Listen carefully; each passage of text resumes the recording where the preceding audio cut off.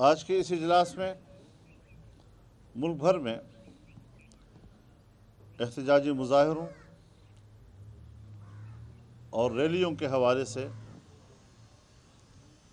ایک شیڈول کو حتمی شکل دی گئی ہے۔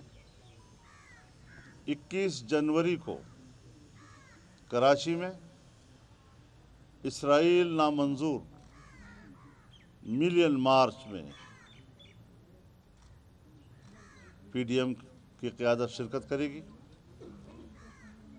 5 فروری کو جہاں پورے ملک میں کشمیریوں کے ساتھ یکجہتی کا دن ہمیشہ منایا جاتا رہا ہے، اس بار بھی پورے ملک میں 5 فروری کو کشمیریوں کے ساتھ یکجہتی کا دن منایا جائے گا، لیکن ساتھ ساتھ ایک بڑا جلسہ راولپنڈی میں لیاقت باغ میں کیا جائے گا، جس میں کشمیر کی سیاسی جماعتوں کو بھی شرکت کی دعوت دی گئی ہے اور پی ڈی ایم کی جماعتیں بھی اس میں شرکت کریں گی، اور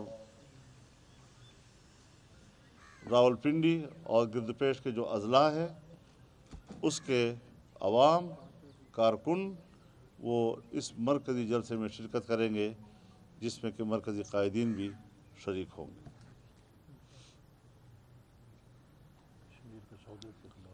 اس بات کو بھی مد نظر رکھا جائے گا کہ اس سال جو ہم 5 فروری منائیں گے وہ ماضی کی نسبت ذرا مختلف ہوگا۔ کشمیر کو بیچا گیا ہے، کشمیر فروشی کے خلاف عوام کا غیظ و غضب، ان کی ناراضگی اور کشمیر کیس کا سودا کرنے کے حوالے سے بھرپور احتجاج اس میں شامل ہوگا۔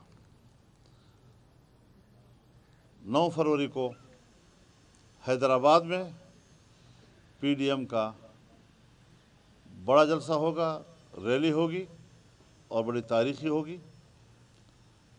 13 فروری کو سیالکوٹ میں، 16 فروری کو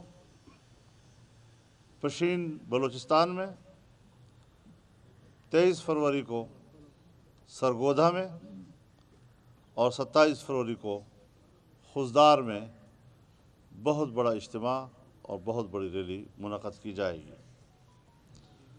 اس کے بعد اسلام آباد کی طرف لانگ مارچ کا فیصلہ ہوگا اور یہ پی ڈی ایم کی سربراہی اجلاس میں اس کی حتمی تاریخ کا فیصلہ کیا جائے گا۔ بہت بہت شکریہ۔